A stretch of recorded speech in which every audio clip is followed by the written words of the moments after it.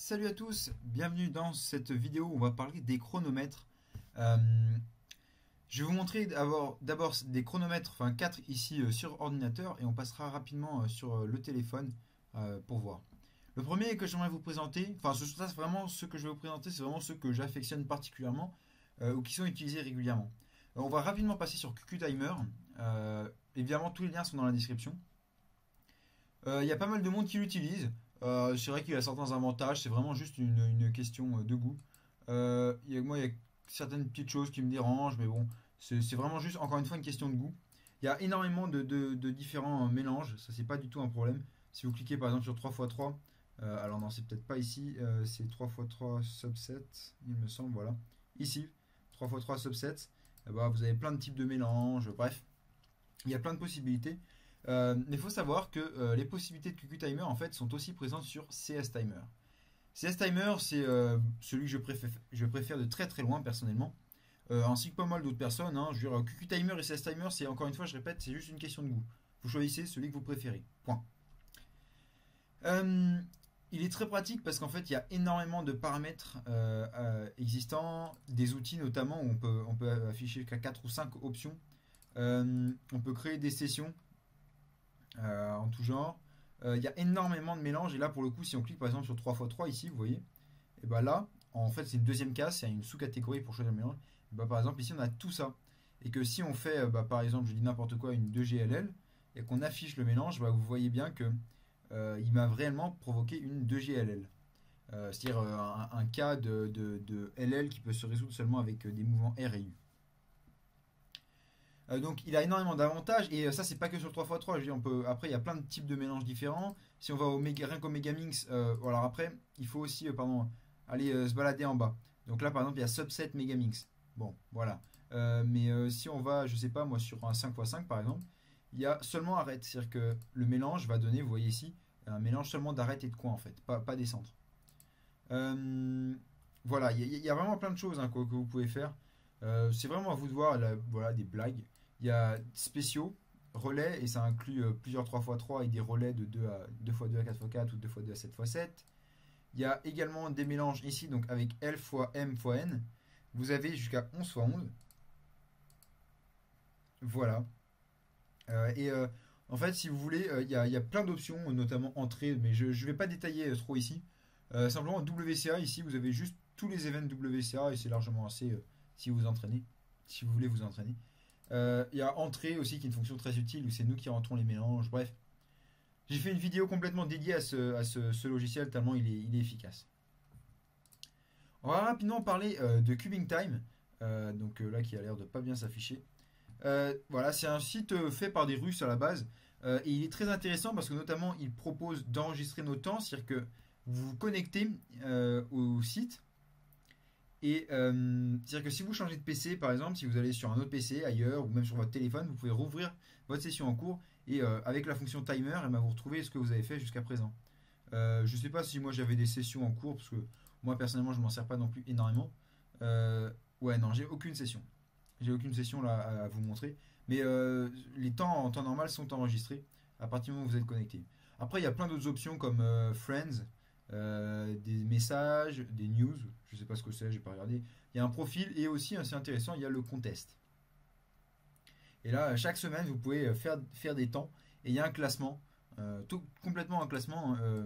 C'est-à-dire que si on va dans là, on a le classement. Moi, je suis très bas parce que je le fais plus. Mais voilà, il y a un classement avec en fonction des résultats, si on fait tous les trucs, toutes les catégories, bref. Voilà, plein de choses à voir. Le seul truc, c'est que pour le coup, il est en anglais, d'ailleurs, comme QQ Timer. CS Timer, lui, est disponible en français, mais voilà, Cubing Time, non. Et un petit équivalent de Cubing Time aussi, mais plus ancien, un peu plus authentique, je sais pas trop comment dire, hein. C'est plus ancien.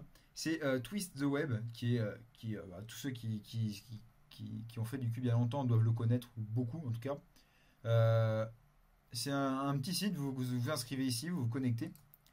Et là, bon, il y a des games, en fait des parties simplement, vous pouvez rejoindre une partie. Euh, et sinon, vous pouvez en créer vous avec un mot de passe si vous voulez juste la réserver pour vous et quelques amis. Vous pouvez créer tous les events. Et bon, après, les mélanges sont pas toujours corrects, notamment au 3x3 et au 2x2, si vous aurez facilement des mélanges un peu abusés. Donc voilà, c'est peut-être pas le meilleur mélangeur pour le respect des règles. Autour de la partie téléphone, moi je ne vous montrerai que sur Android, mais je vous laisserai des liens, je vous laisserai dans la description des noms d'applications pour iOS et même Windows Phone. Il y a des applications qui existent qui sont très bien. Moi je vais vous parler de ces deux applications, NanoTimer et Let's Cube Timer. J'ai les deux. Je me sers essentiellement de NanoTimer vraiment par habitude, bien que je ne me connais mettre que très peu sur téléphone. Mais tous les deux ont leurs avantages et inconvénients. Alors il faut savoir que NanoTimer, il y a une version pro et une version gratuite. La version gratuite est pas mal, mais la version pro est quand même mieux, sauf qu'elle est payante. C'est pas grand chose, je crois que c'est moins d'1 €, mais c'est quand même payant. Tout de suite, je vous dis clairement, aucun des deux chronomètres n'a de mélange, enfin en tout cas à ma connaissance, de mélange correct au Square One, ce qui moi me dérange un petit peu. Et NanoTimer n'a pas de mélange correct au clock. Et après, il y a des petites subtilités à voir, notamment sur les mélanges. Hop là, les mélanges de gros cubes et oui, de gros cubes essentiellement. Alors, l'interface est très simple. Directement, on est prêt à lancer le chronomètre. Ici, on clique et on a tous les events. Ici, officiel, et on peut vous passer en officieux. Donc, d'autres catégories fun. Donc, si on va voir notamment les gros cubes, tout simplement. Alors, tout simplement, je vais vous dire. Oui, non, c'est bon. Pardon, c'est plutôt 6x6. Non, malheureusement, non. Là aussi, il y a la même subtilité qui manque. C'est que, par exemple, on peut avoir des mélanges 3 BW, vous voyez. C'est-à-dire qu'on doit tourner les 3 tranches arrière, ce qui en théorie n'arrive pas sur les mélanges entre guillemets officiels de la WSA. Et donc les mélanges de Square One sont un peu bizarres. Ainsi que, en revanche, le clock ici, les mélanges sont tout à fait normaux. À l'inverse de NanoTimer, on va le voir tout de suite. Alors là, l'interface est différente, vous voyez que c'est sous cette forme. Et là, l'avantage de NanoTimer aussi, c'est qu'on peut créer des sous-sessions en fait dans un event. Par exemple, si je clique sur 3x3, là, il y a Solve Type. Et là, j'ai différentes sessions. Il y a défaut, OH, CFOP Steps, donc pour faire des étapes, pour décomposer les étapes, c'est-à-dire que j'appuie à chaque fois que je finis une étape. Relais de 5, ça c'est autre chose. Roue, blind, bref. Voilà.